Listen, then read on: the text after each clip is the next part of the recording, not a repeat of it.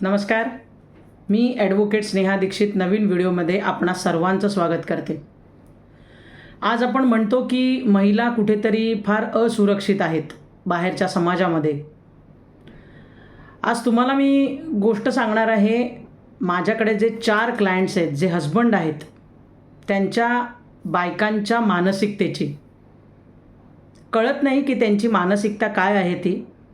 म्हणजे त्यांना माझ्यातर्फे नोटीस पाठवून झाली, समजावून झालं, 4 ते 5 कन्सल्टेशन घेऊन झाल्या, परंतु तरीही त्या आपल्या नवऱ्याला घटस्फोट द्यायला तयार नाही आहेत. बरं, प्रेम वगैरे आहे अशी गोष्ट नाही आहे, किंवा लग्नाची जबाबदारी आहे अशीही गोष्ट नाही आहे, परंतु वेगळ्याच झोनमध्ये आहेत त्या.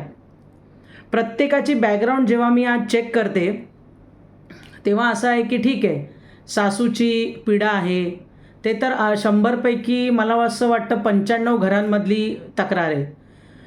बरं, लग्नाला कमी वर्ष नाही, कोणाच्या 17 वर्ष झाले आहेत, कोणाच्या 22 वर्ष झाले आहेत, कोणाच्या आत्ता 8 वर्ष झाले आहेत. प्रत्येकाला एक मूल आहे, ते शाळेत जातं आहे, शिकतं आहे. काहींचा एक मुलगा तर 10वी झालेला आहे, आता कॉलेजमध्ये गेला आहे. बरं, ह्या ज्या आया आहेत, म्हणजे आई जी आहे ही, ती आपल्या स्वतःच्या आईवडिलांच्या घरी जाऊन राहते, म्हणजे नवऱ्यासोबतसुद्धा राहत नाही आहे. म्हणजे गोष्ट अशी आहे बघा, लग्न झालेलं आहे परंतु बायकोसारखी तू राहत नाहीस माझ्यासोबत, असं ह्या नवऱ्यांची एक रड आहे. रड म्हटण्यापेक्षा एक जी अपेक्षा आहे. आणि जर आपलं पटत नाही आहे तर मग तू लीगली मला घटस्फोट तरी दे, कारण आम्हाला कुठेतरी आयुष्यात अजून पुढे वाढायचं आहे. कुठेतरी कोणाबरोबर तरी जर मन लागलं असेल तर तिच्याबरोबर लग्न करून ॲक्च्युअल प्रॅक्टिकल संसार जगायचा आहे, परंतु तेही ही स्त्री करू देत नाही. अशांच्या मानसिकतेला आपण काय करणार? म्हणजे खरंच माझ्याकडे जे 4 क्लायंट्स आहेत हजबंड्स, जवळजवळ 7 वर्षाचं सेपरेशन आहे, एकाचं 12 वर्षाचं आहे. या बायका टिकतच नाहीत घरामध्ये. काही कळत नाही की काय आहे म्हणजे प्रॉब्लेम. आणि मग त्यांच्या बाजूने मी विचार करते तेव्हा त्यांना असं असतं की आजच्या जगामध्ये एक मॅरिड स्त्री म्हटली की कुठेतरी समाजातल्या लोकांना एक थोडंसं भान असतं की अरे बाबा, ही मॅरिड आहे. म्हणजे बायका देखील मी मॅरिड आहे याचा कुठेतरी मिसयूज करतात. असुरक्षित असतील पण सुरक्षा म्हणून ते आपल्या नवऱ्याचं आडनाव किंवा नवऱ्याचं नाव किंवा बाबा माझं लग्न झालेलं आहे अशा प्रकारचा जो एक ऑरा आहे ना, तो सांभाळून ठेवतात. परंतु आपल्यामध्ये एक म्हण आहे ना की जगा आणि जगू द्या, ते मात्र ह्या आपल्या नवऱ्यासोबत अजिबात करत नाहीत. म्हणजे कितीतरी पुरुष अक्षरशः रडतात की मॅडम, आम्हाला आमच्या घरचं जेवायला मिळत नाही, बायकोच्या हातचं जेवण मिळत नाही, बायकोचा सहवास मिळत नाही. जी मुलांची जबाबदारी आहे ती आमचेच आईवडील करत आहेत, मुलांची फी आम्हीच भरत आहोत.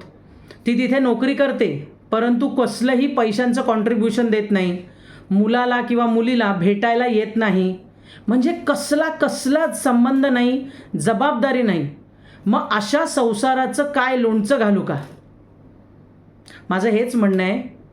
असं जे केसेस आहेत किंवा अशा ज्या महिला आहेत ज्यांनी असं नवऱ्याला आपल्या अडकवून ठेवलं आहे, किंवा त्यांची अशी मानसिकता आहे की बाबा येऊ दे कोर्टामध्ये, तो मग बघू आपण काहीतरी करू.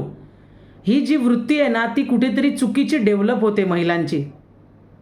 आणि त्याचं सर्वात जास्ती दुष्परिणाम त्यांनी जन्माला घातलेलं जे मूल आहे ना, जे एकटं आपल्या एका पाल्याकडे वडिलांकडे वाढत आहे त्याच्यावर होतं. मुलं इमोशनलेस होतात. कसला बाप, कसली आई. काही मुलांना तर मी त्यांच्या आईवडिलांना नावाने हाक मारताना बघितलेली आहे. आणि म्हणूनच आम्ही म्हणतो की फॅमिली डिस्प्यूट्स किंवा कौटुंबिक हे जे भांडणं आहेत ती फार सेन्सिटिव्हरित्या हाताळायला पाहिजेत. तुम्हाला कोर्टाने वकिलाने नोटीस पाठवली तरी तुम्ही ती हास्यास्पद घेता. जेव्हा मीटिंगला येता तेव्हा तुमच्या चेहऱ्यावर कसल्याही प्रकारचा पश्चाताप नसतो की बाबा मी लांब राहते आहे, मी मज्जा करते आहे, स्वातंत्र्यात आहे.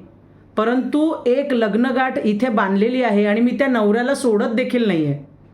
बघा, असे असंख्य पुरुष आहेत ज्यांना आयुष्यामध्ये पुढे जायचं आहे, कोणीतरी आवडलेली असते, कोणाबरोबर तरी खराखुरा दुसरा चान्स घेऊन संसार करायचा असतो, परंतु या अशा महिलांच्या मानसिकतेमुळे ना धड ते आपला पहिला संसार देखील उपभोगू शकतात, ना फ्युचरमधला जो त्यांनी काही स्वप्नामध्ये रंगवला असेल तो देखील करू शकतात. त्यामुळे अशा मानसिकतेच्या बायकांपासून तुम्ही सावध राहा. आणि याच्यामध्ये मी असं नेहमी म्हणते की कोर्टाची पायरी चढायची म्हणजे खूप मोठी मानसिकता तुम्हाला बनवावी लागते. पैसा तर तुम्ही देणारच वकिलाला, नो डाऊट अबाउट इट, परंतु मानसिकता जी आहे ना तीसुद्धा खूप मोठी करावी लागते. तेव्हा अशा बायकांपासून सावध राहा, काहीतरी प्रिकॉशन्स ठेवा आणि योग्य तो सल्ला ॲडव्होकेट्सकडनं घेत राहा. धन्यवाद.